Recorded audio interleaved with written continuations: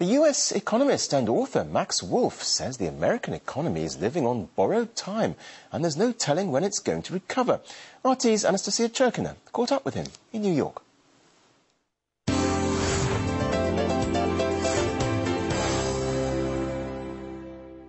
RT is sitting down with economist and author Max Wolf. Max, thank you very much for sitting down with us today. My pleasure. Thank you for having me. Let's get right into it. Where's the American economy right now? Some are cheering that it's in recovery. Others are saying it's way too early to throw on the party hats. Where do you stand? Okay, well, the bottom line is we don't know for sure, and no one really does, right? So there's two kinds of people, those who admit they don't know and those who have something to tell you with a lot of passion, and those are the ones probably to be most worried about. But here's what's happened. For about 6 or 8 months, the U.S. government has pulled out every known stop and pumped as much money and as much special help in all kinds of forms into the economy as humanly possible. We're all waiting to see the private sector, that 80% of the U.S. economy, that is a private sector, pick up and start growing again. It has not done that yet, right? So we've seen the government throw a lot of money around, and the government's thrown most of its money around to help select and influential large corporations, the financial sector, and wealthy individuals. So they're doing better.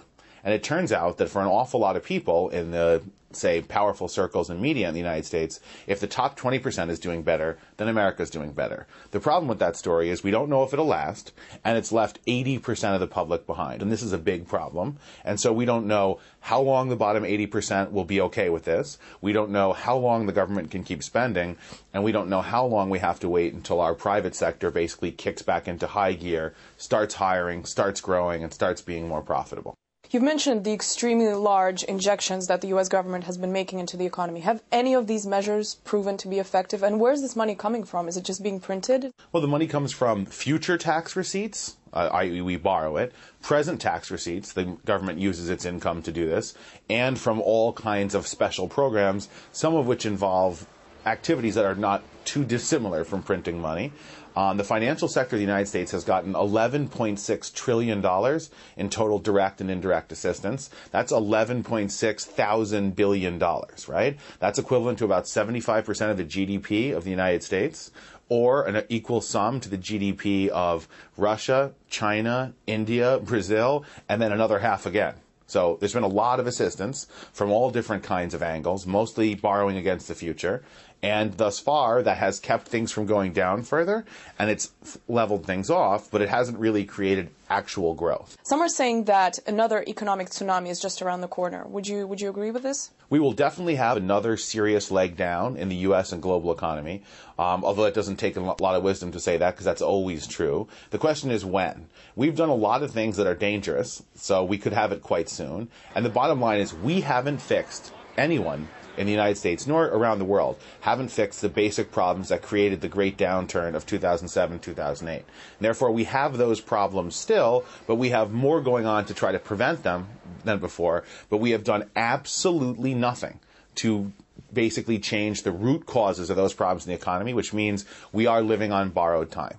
So what are the root causes of the problems? Well, the root causes in the United States are that for 35 years, the average American's wages has gone absolutely nowhere. They've been flat. Americans have continued to have a better and better material standard of living by working more hours, taking less vacations, and borrowing like there was no tomorrow. And the problem we have now is they cannot borrow that much again.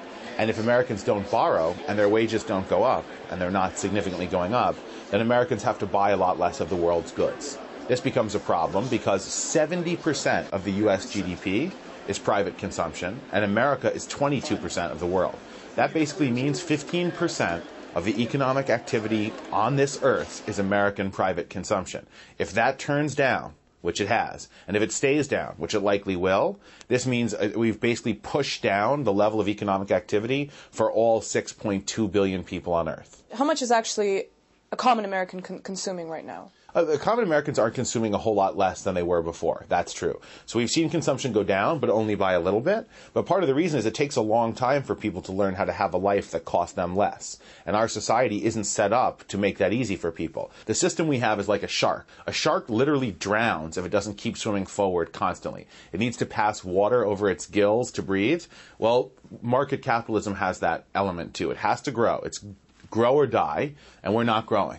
What criteria is the American government using when they talk about the country being in recovery? Are they considering the millions of people that are still jobless and out in the streets? Well, the first criteria that most American politicians use when they declare a recovery is, do I need a recovery for my political survival? And does the public really want a recovery? As soon as they notice those two things, they begin announcing a recovery, unless it's unbelievably obvious that there isn't a recovery. The only time you really say things are bad, usually, is if you can blame them on someone else. Then things are really bad because, hey, look, I have to blame this on someone else. Things are bad, it isn't me. Soon they'll be better. That's me, right? That's the basic way American politics tends to work. The reality of it is that the wealthiest 20% of Americans, the most powerful and influential, are doing a lot better than they were. But it still leaves behind 80% of people. So what they mean is we really need a recovery. We hope there's a recovery. My political career is over if there's no recovery, so there better be one. I want to talk to you a little bit about how the American media has been covering the crisis. Do you think it has been trying to distract the common American from reality? Was it telling the truth? What's your take? Well, a wiser fellow than me came up with a good phrase for how to understand media coverage of things in the United States, and that's a two-part rule: exaggerate and simplify.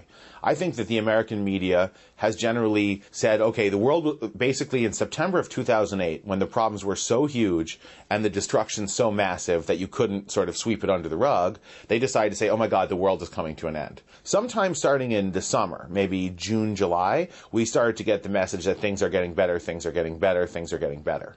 There is an economic reason, by the way, from economics to tell people that, and that is that people who feel like things are getting better are more likely to act like things are getting better, to go out and buy, to look for a job, to hire someone, so it can have a positive effect. But I think the American media has largely done the exaggerate and simplify, and I think the American media is a big part of the reason that we don't cover, we don't consider, and we don't discuss the bottom 80% of this country. They're more or less invisible. Why is that? In part because advertising drives modern American news, and it's not all that exciting to advertise products to people with low income. It's more exciting to advertise products to people with higher income.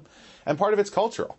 Part of the way that you stay positive and you stay convinced that the American economy is the greatest economy in the world is you tell yourself that all the time. Let's talk about the dollar. Some analysts are saying that it's not to be trusted as a reserve currency anymore. What is your take on this? Well, I think the best thing that the U.S. dollar has going for it is that currencies are always a purely relative game.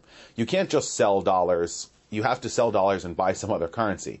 And while the United States has significant, massive structural problems in its currency, the U.S. dollar, so do many of the other places that you might run with your money. We've already seen the dollar basically fall as we sit and talk to each other here in early October of 2009. The dollar is roughly at its lowest point in 12 months. Part of what's happened is the world ran to the dollar for safety in the great downturn, September, October 2008, November 2008, and people have been leaving and going back now that they think the worst is behind them. However, if we do have another leg down in the global economy to come in the next 12 months, and I would say that the odds of that are better than, say, 7 out of 10, or 3.5 out of 5, then money may run back to the United States. So the long-term trajectory of the U.S. government is bad for the U.S. macroeconomy and is bad for the dollar. And that makes people very nervous. Modern fiat currencies, paper currencies like the U.S. dollar, are backed by nothing but the will of the world to hold them. They have no intrinsic value. And I think we've seen a little bit of a world community that is underwhelmed or disappointed based on their very high hopes of what it would mean to have the Obama presidency, and some of the decline in the dollar, not most maybe, but some, may be fairly attributed to some disappointment around the world in how different America would be with President Obama as opposed to President Bush. How different is America with President Obama? In some ways it's different. There's certainly a huge symbolic difference. In a lot of ways, in terms of American foreign policy and the American economic system, I would say that you have to look really hard to see the difference. And there's in my opinion, in many areas, a shocking lack of difference. And if one wanted to be mean, you could look around and you could see, as I see, at least as much stasis or sameness as I see change. Let's talk more about the 80% of the American people that are still in trouble. What is being done exactly to help out individuals in the United States, not companies, not big companies that need help, common Americans? Well, the forms of bailout that we gave to large corporations and significant industries, there is no perfect parallel to the American individual. We have extended and made easier to get unemployment benefits, and that has been very powerful in helping a lot of people keep from the worst forms of poverty. But we do have 9.7% overall unemployment, over 10% male unemployment, and we have over 10% unemployment in 15 states and the District of Columbia, right? So we have massive unemployment. We have about 350,000 foreclosure actions a month in the United States, which is amazing. We have about 8% of all U.S. mortgages in default. So we know that not only are things not improving for the average American, they continue to get worse. And what we've been celebrating for the last 4 months is that life is getting worse for the average American more slowly than it was getting worse from the average American last year. And while it's nice that things are getting worse but more slowly, it's not exactly the stuff that dreams are made of, right? The bottom 80% of people in this country are continuing to struggle. They do feel a little better, but they just feel better. They don't have it any better, not yet anyway. So why are they feeling better if they're not actually doing better? On some level, part of the reason I think they feel better is that things have been getting worse more slowly, so that's a bit of an improvement.